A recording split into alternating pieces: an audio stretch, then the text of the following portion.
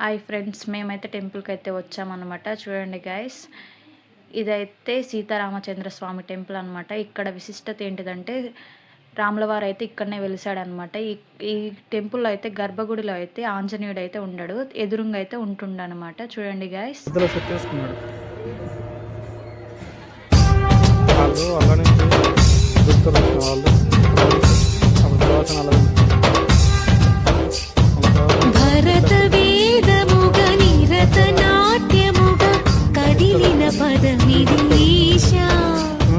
శివని వేదనగా వని వేదనగా పలికెను పదము పరేశ నీలకంఠరా చాలి పొందరా కరుణతో ననుగనరా.